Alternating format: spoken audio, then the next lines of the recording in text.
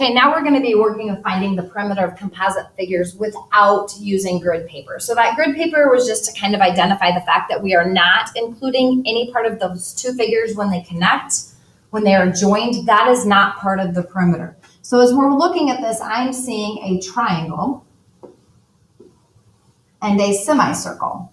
Okay, so when we do perimeter, we're doing those distances. So I am going to use these parts of my triangle, here and here. So I know that those two pieces together give me 14 feet.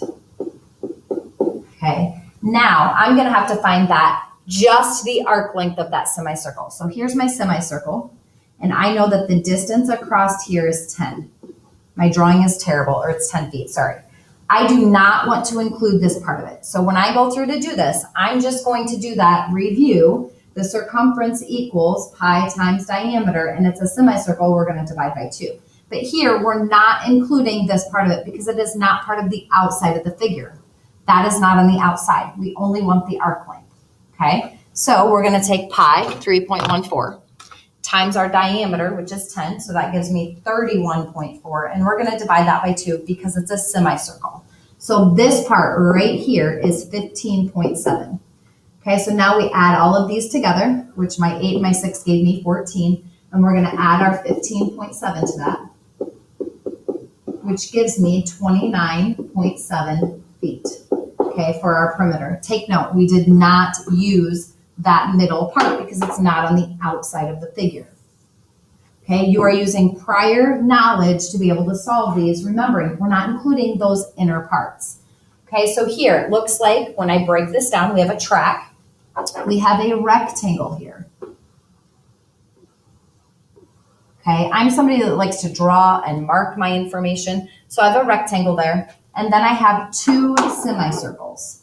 Now, the nice thing about this is when you have 2 semicircles, if I were to actually take that middle rectangle out, these 2 blue pieces, if I slid them together, would make 1 full circle. So yes, I could find them individually. I could do my pi times diameter and divide it by 2, but then I'm just going to take it times 2 anyway.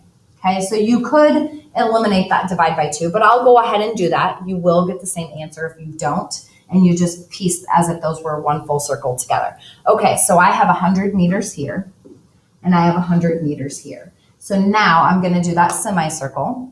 So 3.14, my diameter is double this, so 32 and another 32 gives me 64, right? So this is 64. So 3.14 times 64. And it's a semicircle, so I divide that by 2. And that gives me 100.48. Now, this one's exactly the same. So you could have eliminated that divide by 2, but I'm, for your sake, gonna leave it that way, which it was 200.96 before I divided it. So now, final step, I'm gonna actually add all of these together. So 100, 200, 348, 496, and yes, you could use a calculator. My units were meters. There's my perimeter of my figure. Okay, breaking it apart, remembering we are not including those parts because they are not part of the perimeter. Okay, so key thing, break it into the pieces you know, find the outside of that figure, but remember to not include any part where they're joined. Oops. Okay, so I want you guys to try this one out really quick. Go ahead, pause your video and try this one out on your own, and then restart your video to check your answer.